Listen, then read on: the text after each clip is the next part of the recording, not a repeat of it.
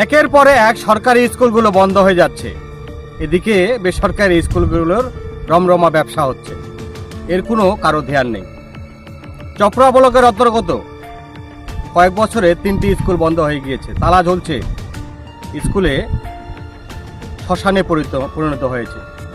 এই জায়গাগুলিতে কেউ দেখার তদারকি করছে না। আমাদের প্রতিনিধি সেখানে গিয়েছিল, সেখানকার যে প্রাক্তন স্কুল শিক্ষক তারা কি বলছেন। যে হারে স্কুলের সংখ্যা ছিল, আস্তে আস্তে কিন্তু সেই সরকারি স্কুলগুলো বন্ধ হয়ে যাচ্ছে। কেন বন্ধ হচ্ছে আপনারা সবাই জানেন। রাজ্য সরকারের যে শিক্ষার যে নিয়োগ, যে স্কুল শিক্ষক পাশে নিয়োগ, সেই নিয়োগ কিন্তু বন্ধ রয়েছে। তারপরেই আজকে যে স্কুলগুলি রয়েছে সেই স্কুলগুলির এই হাল অবস্থা। সেখানে বর্তমান শিয়াল কুকুরের বসবাস, আশেপাশে জঙ্গলে পরিণত হয়ে গিয়েছে। এখানে আমরা যতটুকু দেখতে পাচ্ছি যে কালীগঞ্জ আদিবাসী জুনিয়র হাই স্কুল, স্থানীয় সূত্রে খবর এর আগেও ওই জায়গায় 2টি স্কুল বন্ধ হয়ে গিয়েছিল। তবে 2024 সালে junior girls, Kanchakali junior girls high স্কুলটি বন্ধ হয়ে গেছে। শেষ রক্ষার জন্য একমাত্র শিক্ষিকা বদলি হয়ে যাওয়ার পর গত 2 বছর ধরে স্কুলটিতে তালা ঝুলছে। অন্যদিকে হাফতিয়াগঞ্জ বলতে একটি জায়গা আছে, সেখানকার গ্রাম পঞ্চায়েত ভেসপিটা জুনিয়র হাই স্কুলটি শিক্ষিকার অভাবে 2015 এবং 16 সালে বন্ধ হয়ে যায়, এমনটাই কিন্তু তথ্য উঠে আসছে। এখন সেই স্কুলগুলোতে বসবাস করছে ভুতুড়ে। দর্শক, আপনাদেরকে জানিয়ে রাখি যে এই যে পরপর সরকারি স্কুলের বন্ধ হয়ে যাচ্ছে, যেসব বেসরকারি স্কুলগুলো যারা বেসরকারি স্কুলে লেখাপড়া করায়, বর্তমান যুগে যারা ভ্যান চালায়, রিক্সা চালায়, ছোট ছোট ব্যবসা করে, রাজমিস্ত্রির কাজ করে, তারাও চিন্তাধারা করছে বেসরকারি স্কুলে ছেলেমেয়েদের পড়াবে। এক একটা ছেলেমেয়েকে বেসরকারি স্কুলে পড়াতে গেলে মিনিমাম 5,000, 10,000, 15,000 টাকা খরচা। তারা খাবে না বেসরকারি স্কুলে পড়াবে?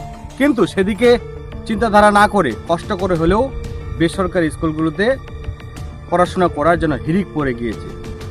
রাজ্য সরকার হোক, কেন্দ্র সরকার হোক, সব কিছু দেখছেন, কিন্তু সেদিকে কোনো হেলদুল নেই। কারণ শিক্ষায় যদি জাতির মেরুদণ্ড হয়, তো এই মেরুদণ্ড সোজা করার দায়িত্বটা কার? যে জায়গায় স্কুলের যে শিক্ষকরা রয়েছেন সেখানে যদি নিয়োগ না হয়, তাহলে ভাবতে পারছেন পশ্চিমবাংলায় শিক্ষিকার জন্য স্কুলে তালা ঝুলছে। তাহলে সেসব জায়গায় অনেক গরিব শ্রেণীর মানুষ আছে, তারা কোথায় পড়াশোনা করবে? চলুন দেখে নিব যে প্রাক্তন স্কুল শিক্ষক কি বলছেন এবং একজন প্রাইমারি স্কুলের টিচার কি বলছেন। তারা বিস্তারিত আমাদের। কালীগঞ্জ আদিবাসী আপনার জুনিয়র হাই স্কুল। আপনি তো রিটায়ার নিয়েছেন, অবসর নিয়েছেন কবে? 31শে জানুয়ারি 2026। তো ওই স্কুল কি এখন চলছে না বন্ধ? না, আমার তো রিটায়ারের পরে আর নতুন করে টিচার ঢোকেনি মনে হয় আমার, তো মনে হয় স্কুলটা বন্ধই আছে। আর যেগুলো আগের ছাত্রছাত্রী ছিল তাদের? ওদের আমি ওই টিসি দিয়ে অন্যান্য স্কুলে পাঠিয়ে দিই। কতজন ছাত্রছাত্রী ছিল? 33 জন ছিল। মানে হঠাৎ করে একটা স্কুল শতাধিক পরিবার নিয়ে চলছিল, হঠাৎ করে বন্ধ হয়ে গেল, কীভাবে দেখছেন বিষয়টা? বিষয়টা তো খুবই দুঃখজনক। কারণ হলো একটা স্কুল বন্ধ হয়ে যাওয়া মানে বিশাল একটা লোকাল ছাত্রছাত্রীর পক্ষে খুবই অসুবিধা। বলছি, আপনি তো এই এলাকার বাসিন্দা তথা ওই স্কুলের একজন শিক্ষক, তো কীভাবে নিচ্ছেন এই যে স্কুল বন্ধ হয়ে গেল এলাকা? জিনিসটা তো আমি ভালোভাবে নিচ্ছি, এটা একটা দুঃখজনক ব্যাপার। ছাত্রছাত্রীরা বাড়ির কাছে স্কুলটি এখন দূরে দূরে যাবে, সব যাতায়াতে অসুবিধা, রাস্তাও তো ব্যাকওয়ার্ড প্লেস, আদিবাসী অধ্যুষিত এলাকা। সব চা বাগানের শ্রমিকদেরই বাচ্চা, লেবাররাই পড়তো। লেবার টেবার আছে, ওদেরই বাচ্চা কাচ্চা, আর স্থানীয় কিছু লোক আছে তাদেরও বাচ্চা কাচ্চা আছে। আপনি তো ওখানে অতিথি শিক্ষক হিসেবে কাজ করতেন, তো স্থায়ী শিক্ষক ছিল না? স্থায়ী শিক্ষক ছিল দুজনের মধ্যে একজন আপনার গত 22 সালে ট্রান্সফার নিয়ে চলে গেছে। আরেকজন ছিলেন, তিনি গত মার্চে, অর্থাৎ 25 মার্চে উনি ট্রান্সফার নিয়ে চলে গেছেন। মার্চে নিয়ে যাওয়ার পরেই আমাকে ছেড়ে দিয়ে যান, তখন ওইভাবে আমি স্কুলটাকে চালিয়ে নিয়ে এসেছি। আমার সঙ্গে আরও সহযোগী ছিল। যাই হোক, যারা জানতে পারছি যে ওখানকার স্থানীয় যে প্রাইমারি স্কুল রয়েছে সেই শিক্ষকরাও সহযোগিতা করেছে। বলছি এই যে যারা ট্রান্সফার নিয়ে অন্য স্কুলে গেল যারা যে ছাত্রছাত্রীরা তারা কোন ক্লাসে ছিল জানা গেছে জানতে ওটা তো আপনার স্কুলটাই তো জুনিয়র জুনিয়র 5 to 8 5 to 8 তাদের তো একটা পড়াশোনার ব্যাঘাত ঘটলো এই এক স্কুল থেকে আরেক স্কুল। আপনি একজন প্রাইমারি টিচার, শিক্ষক হিসেবে কিভাবে দেখছেন চোপড়া ব্লকে একের পর এক স্কুল বন্ধ হয়ে যাচ্ছে, কি বলবেন?